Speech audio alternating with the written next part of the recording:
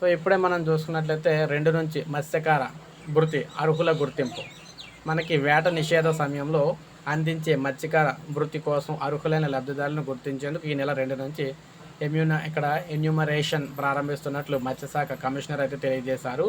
ముఖ్యంగా సముద్ర జలాల్లో 61 రోజుల పాటు చేపల వేట నిషేధం నందున జీవనోపాధి కోల్పోయే మత్స్యకార కుటుంబాలకు ఏటా చెల్లిస్తున్న విధంగానే ఈ ఏడాది కూడా వేట నిషేధ భృతి అందించబోతున్నట్లు చెప్పారు. ఇందుకోసం ఎన్నికల సంఘం అనుమతిని తీసుకున్నట్లు కూడా చెప్పారు.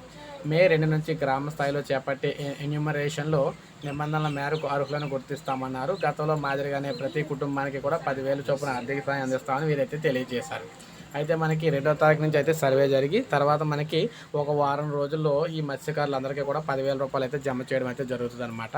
సో 10,000 రూపాయల వరకు ఈ 2 నెలలకి బడ్జెట్ కింద అయితే ఇవ్వడం అయితే జరుగుతుంది. సో ఆంధ్రప్రదేశ్ ప్రభుత్వం అయితే ప్రజెంటు ఇక్కడ కొత్తగా మనకి టీడీపీ మేనిఫెస్టోలో వీరందరికీ కూడా 20,000 రూపాయలు అయితే ఇస్తామని చెప్పేసి చెప్పడం అయితే జరిగిందనమాట. సో ఇది మనకి లేటెస్ట్ అప్డేట్. ఒక లైక్ చేయండి, సబ్స్క్రైబ్ చేసుకోండి, మన ఛానల్ సబ్స్క్రైబ్ చేసుకొని ఫాలో అవుతున్నాం.